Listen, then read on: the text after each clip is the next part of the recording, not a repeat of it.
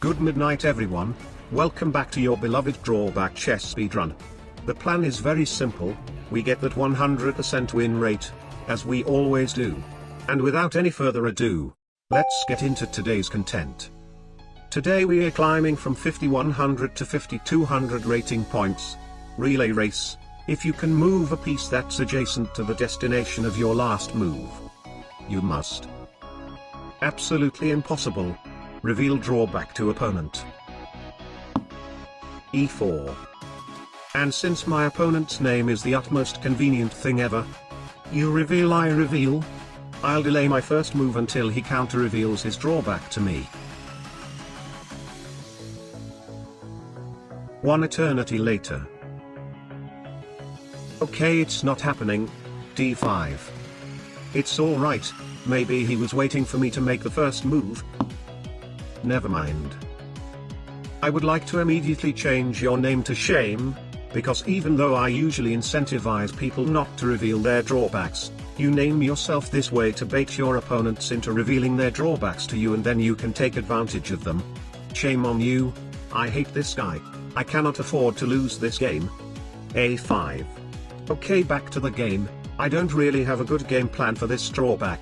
Very annoying drawback, by the way. Our current game plan is going to be sacrificing some materials on the queen side so that my pieces can be developed without having to touch each other. Queen a5 check. That is really bad. C6. Knight f3. Alright, my c-pawn touched my b-pawn, therefore now I have to move my b-pawn. b5. Queen back to c2. My b-pawn touched two pawns, I have to move one of them. e3. After moving my a-pawn because the b-pawn touched it, the a-pawn unavoidably counter-touched the b-pawn. Therefore, b4 is physically forced. My god, this is so annoying.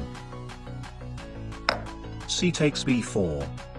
And of course you might have guessed that the b-pawn counter-touched back to the a-pawn again. a3. Ha! Finally. No more touching. Queen takes c6. Aha! That blunders a queen. Okay, he obviously should be able to see that my last move of a3 ended the force chain, therefore queen takes c6 is actually giving us a major clue about his drawback. I'll keep an eye on his moves from now on. B takes a3. Rook k6. Okay, future simp here. I actually forgot what I was thinking when I played rook a6. I can only say that it was for a purpose and not a blunder, but I didn't keep notes of this move during the play because there were some IRL emergencies at that point. b5. Rook back to a8. Of course I always try to make moves that don't touch anything. B takes c6. That is absolutely fine. It is very difficult to make use of knights without letting them touch the other pieces. Bishop a6. Knight c3. Alright, that is all I can do on the queen side. We'll switch to the king side. e5. Knight takes c5. Aha! My e-pawn touched my d-pawn, but fortunately enough my d-pawn physically cannot move. Bishop to d6. Again, touching my d-pawn but it cannot move, except if my opponent wants to do something like e4 or bishop c4 blundering a bishop. Didn't happen. That blunders a knight. Bishop takes c5. D takes e5. Queen takes d5.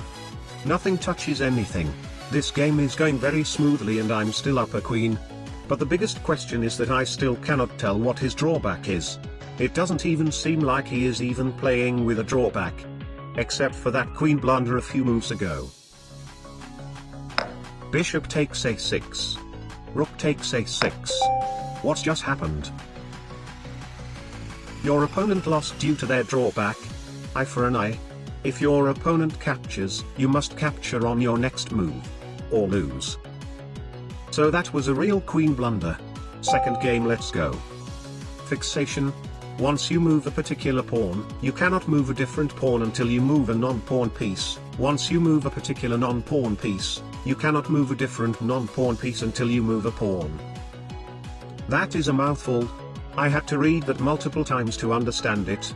Reveal drawback to opponent. So in short, I understand this drawback as that I should be alternating my moves between pawns and pieces. It's quite difficult but maybe not unmanageable. d4. My opponent counter revealed. 3 check. If you are checked 3 times, you lose. Well, if that was the case, then you shouldn't have opened up your king's diagonal like that. e5. e3. Bishop b4 check. 1 down, 2 to go. c3. Bishop takes c3 second check. B takes c3. Okay, now I really want to move my queen out, but unfortunately I have to move a pawn before I want to move another piece. E takes d4. Who knows, maybe he'll take with the e-pawn and allows the final check. Didn't happen. Queen h4. Threatening queen takes f2 final check. He defends it. Queen e4. Threatening queen e3 final check. I don't believe this queen cannot deliver just one single check. He also defends it. Queen g2. Threatening queen takes f2 final check. King d2. Queen takes f2. There is nowhere else to run. Okay, that was easy. We are lucky our drawback lines up perfectly with his, as we only need to use the most effective pieces until they die. Third game, let's go. Truant, you can't move the same piece twice in a row. Absolutely diabolical. Even if I can checkmate him, I actually cannot capture the king. But still. Reveal drawback to opponent. e4. Opponent immediately counter revealed. Comfort zone. If you can move to c4, you must. That sounds like barely an inconvenience. Let us not care about it for now. f5. Aha. This guy is really making sure that I am mad because my pawn cannot move again to capture the pawn. Very funny. Bishop to c4 instead. I've just realized that he can push b5 and my bishop is dead. Thank God. Now I can take this pawn. g6. Knight f3. I'll castle my king real quick before he gets attacked. Even the king cannot move twice in a row. d5. Aha. That is exactly what I've been waiting for. Bishop back to e2. I'll explain the reason why I've been waiting for that move later. Bishop takes f5. d4 knight c6 castle queen d6 knight c3 bishop e4. If he takes my knight, I would want to recapture with my bishop, which I don't really want to because I want to keep my bishop on this c4 diagonal. Knight e5 instead. Knight takes c5. D takes e5.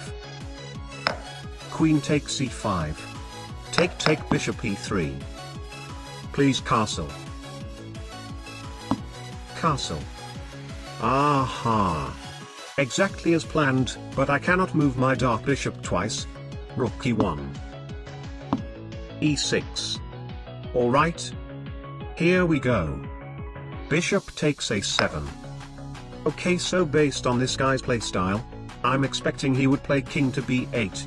Directly counter-attacking my bishop because I cannot move my bishop again on my next move. Exactly. While he is absolutely right that I cannot move that bishop again due to my drawback, he also cannot move his king again due to his drawback. Bishop to c4.